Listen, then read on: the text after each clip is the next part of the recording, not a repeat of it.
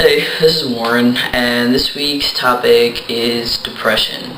I went through these years and years of depression in which people thought I was so happy, but I just would hide my sadness. I just didn't go out. I didn't see people when I was feeling sad. I didn't talk to anybody about it.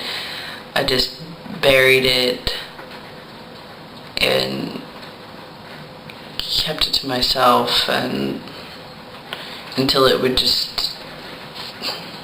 I don't even know how to talk about this. In December of 2006, it was a week before my 21st birthday, and I became extremely suicidal and went in an ambulance to the hospital and stayed in a psychiatric emergency for a week until my father came to pick me up. I was a complete mess. I could not make any decisions for myself.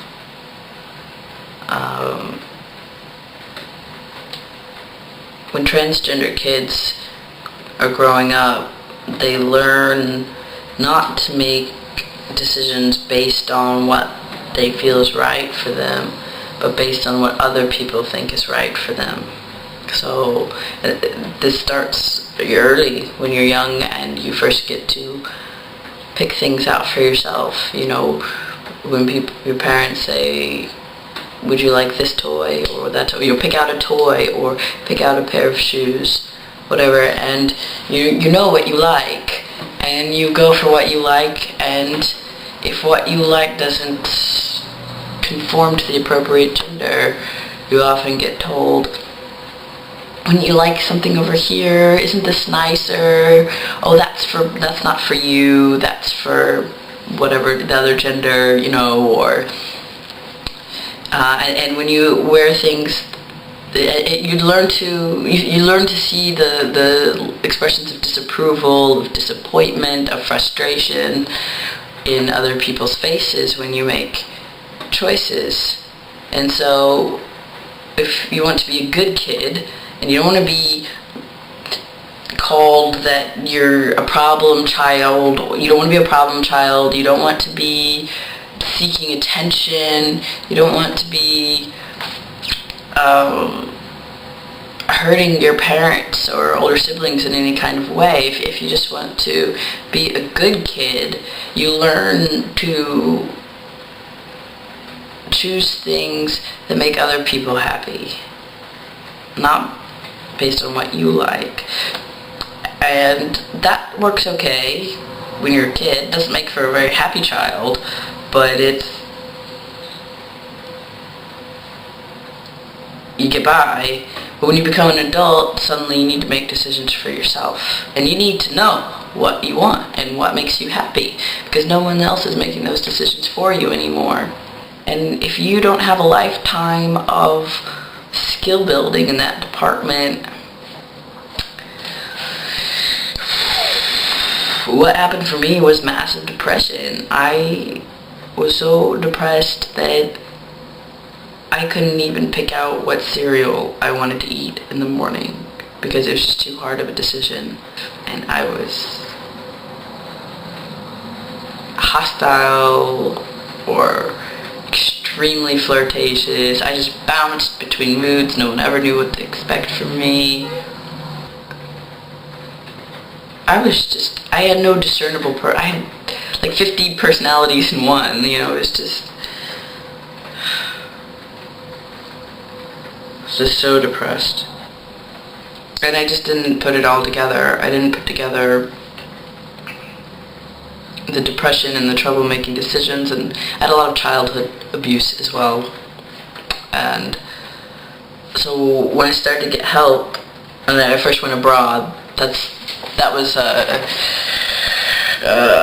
people at school school and family and whatever decided that what I needed was a change of scenery. So that's how I went to Denmark the first time. It was the spring of my junior year of college, right after that December, because I needed a new environment.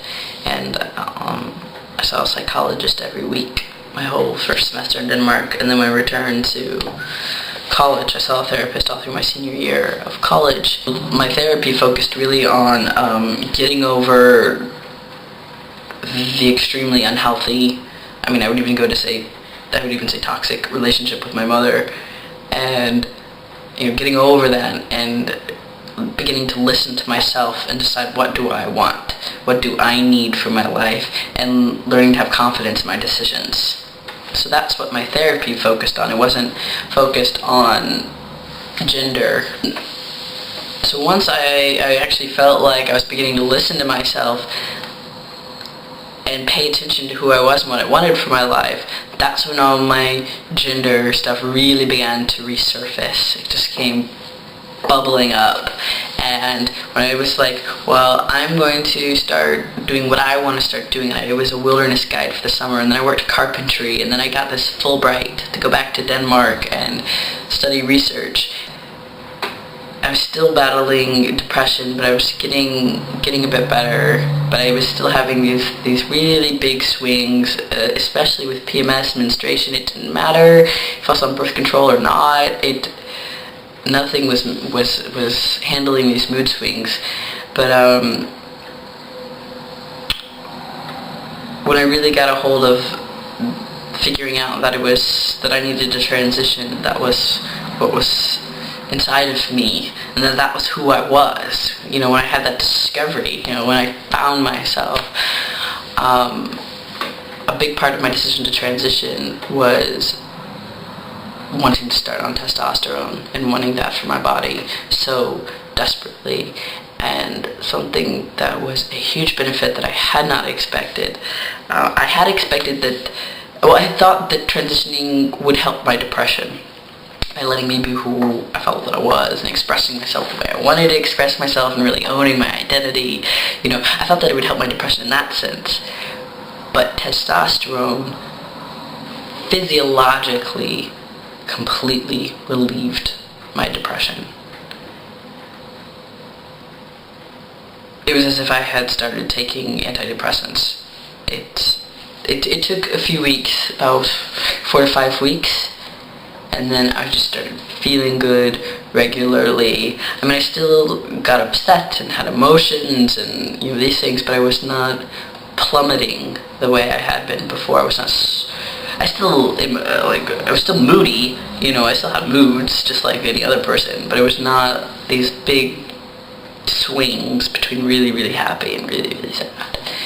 And now I'm really mellow. Sure, I still have emotions like anybody else. I get irritable or annoyed or I really need to go work out or I'm going to snap at somebody. Sure, I have moods, but that I'm feeling these moods, but the moods are not owning my life like they did before. They're just kind of an aspect of my personality, whereas before I think they really took me over. So there was a lot that I wanted to say, and this really is not an easy topic for me to talk about because I struggled with depression for so many years. And I still struggle with some aspects of self-harm that are have become habituated.